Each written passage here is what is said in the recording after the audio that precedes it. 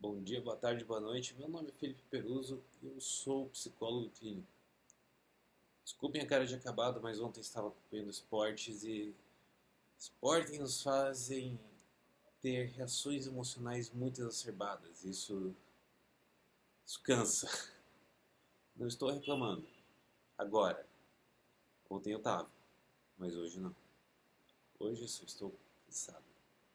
Hoje é segunda-feira, dia 27 de janeiro de 25, e eu queria começar com vocês falando com vocês porque eu vi uma reportagem agora sobre os desejos das pessoas para o ano de 2025. As pessoas querem paz, querem sentido. Muitas pessoas nesse ano de 2025 decidiram que querem buscar a felicidade. O que significa buscar a felicidade para você? Será que é a mesma coisa que significa para o outro? Talvez sim, talvez não. Por que é importante que a gente tenha esse sentido, a gente tenha essa busca pela felicidade, pelas coisas que a gente quer? Porque essa é a nossa busca pela felicidade. E não, nós não somos Will Smith naquele filme magnífico. Nós somos pessoas individuais. Nós temos nossa responsabilidade sobre a nossa própria felicidade. Não só sobre senti-la, mas também sobre como ela é. O que é essa felicidade? Perguntar para vocês.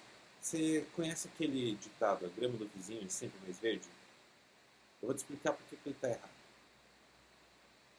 Esse ditado, ele é dito como se fosse, o importante fosse a comparação.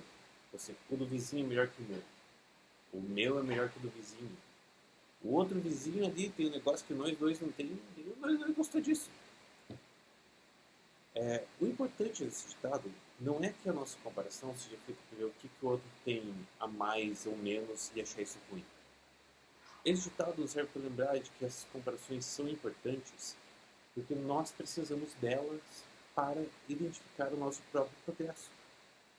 Nós não conseguimos correr uma maratona sem saber quantos quilômetros ela é. Nós não conseguimos fazer um exercício sem saber a carga de peso que nós estamos levantando. Então, como que a gente vai saber se a gente está sendo feliz ou não sem ter com o que comparar? E a comparação ela não é feita de má vontade. Ela é feita com carinho, ela é feita com cuidado. Ela é feita para a gente se inspirar. Essa inspiração vem de qualquer momento da nossa vida. Viktor Frankl, ele é um psicólogo na década de 40 que, ao sair de algum campo de concentração, porque ele era um psicólogo judeu na Europa nos anos 40, eu tive uma chance para adivinhar o que aconteceu com ele, não é isso que eu já falei, e ele escreveu um livro chamado Em Busca do Sentido. O que é esse sentido? O que faz a gente querer seguir em frente? O que faz a gente amar e sentir o amor dos outros? E o que nos diz o que a gente quer? O que vai nos dizer como a gente vai chegar lá? A teoria de Frankl ela é bem mais aprofundada, mas a mensagem é a mesma. A gente precisa de um objetivo para chegar nele. Dá aquela beiçada no café porque ninguém é de ferro. Vamos lá. Outra notícia que eu estava lendo agora, que eu acho que é interessante que você saiba também, é que o curso de psicologia atualmente está tendo uma procura maior que o curso de direito, que historicamente se manteve no top 3 de cursos mais buscados pela população jovem. O que acontece que está rolando essa diferença? Por que as pessoas estão se direcionando mais por psicologia que por direito? Primeiro que direito não é mais a área que era. Não existe mais o tenor social que nós tínhamos nas décadas e séculos passados, no qual o jurista era aquele que podia e devia interpretar a lei para aqueles que não podiam. Hoje em dia nós temos um acesso muito maior à informação. Todo mundo se acha no papel de jurista, mas nem todo mundo é, porque nem todo mundo tem a capacidade para ser jurista. O que explica essa troca? A psicologia, como uma área, ela é relativamente a prova de futuro, porque nós trabalhamos exclusivamente com a pessoa humana. Há quem diga que a comunicação é de alma para alma, mas eu acho que a comunicação é de pessoa para pessoa.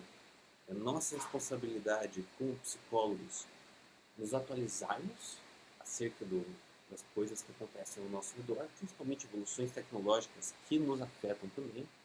Também são novas tecnologias e instrumentos que nós podemos usar para nossas análises. Enquanto em outras áreas, essas ferramentas que nós, como psicólogos, podemos usar para ajudar na nossa análise são ferramentas que se tornam ferramentas de trabalho. São ferramentas que facilitam o processo. Se o processo é facilitado, não existe uma necessidade tão grande de uma equipe. Quando uma pessoa só sabe fazer, não tem por que contratar 5. É interessante da gente notar também que a psicologia ela não é uma área só terapia. Ela é uma área que convida muito a formação continuada das pessoas. No sentido de que hoje nós podemos ser um tipo de psicólogo, nós podemos ser psicólogos clínicos, hospitalares e jurídicos, mas daqui a 10, 5, 10, 15 anos, nós podemos ser coisas completamente diferentes. Porque o mundo também está mudando de vez. E o nosso papel é acompanhar essa mudança com saúde. Agora, o último assunto que eu quero falar com vocês hoje é que saiu uma nova reportagem de que a expectativa da inflação subiu para 5,5% e a projeção da taxa Selic subiu para 15%. O que isso significa para você? A inflação subir 5,5% significa que a maioria das coisas, em média, vai ficar 5,5% mais cara. A inflação não é um conceito geral, não é uma coisa que vai afetar tudo da mesma forma. A inflação afeta cada coisa de uma forma diferente, através de diversos subsídios aos quais os bens de consumo têm acesso. Agora, a taxa Selic, ela é a taxa básica de juros da economia. Ela serve para nos dizer quanto a mais que a gente teria que pagar em taxas de empréstimo, financiamento e aplicações, por exemplo. Por que isso é importante para a psicologia? Porque a gente vive num mundo capitalista, não tem o que dizer. O capital, o dinheiro, o acesso ao dinheiro é uma coisa que nos gera ansiedade, quer a gente tenha dinheiro, quer a gente não tenha. Quando a gente não tem dinheiro, a gente fica ansioso para ter dinheiro porque, cara, tudo custa. Tudo tem que ser pago. Quando a gente tem dinheiro, a gente fica ansioso porque tudo está ficando muito mais caro do que já era antes. E antes não era barato, não. Agora está mais caro. A taxa Selic, ela é um grande indicador de ansiedade social. Pois ela é uma coisa que pouca gente tem um conhecimento mais aprofundado sobre o que ela é de fato, mas muita gente fica ansiosa por isso. Seja porque alguém falou para ficar ansiosos, seja porque eles aprenderam que é uma coisa que eles deviam temer. Mas para nós, para mim, como psicólogo, isso me afeta da forma de que meus pacientes são afetados. Eles ficam nervosos, eles ficam ansiosos pelo financeiro. E o que a gente faz com a ansiedade financeira? A gente consegue mais dinheiro? Se for uma possibilidade, sim. De verdade. Outras possibilidades são a reprogramação de gastos e custos que nós podemos ter durante o mês, procurando alternativas para que não seja tão custoso nem tão caro de se viver no mundo que nós vivemos. Antes de a gente terminar, eu quero uma reflexão sua. Quais são os seus maiores gastos opcionais? Estou falando de opção: viagem, passeios, entretenimento. Porque sabendo quais são nossos gastos opcionais, a gente define o que é necessário. A gente define apenas o necessário. Então, ficamos por aqui hoje, tudo bem? Nesse caso, eu queria perguntar para ti, gostou do conteúdo? Se gostou, se inscreve aqui embaixo, ativa o sininho, deixa o like no vídeo e nos vemos na próxima, beleza?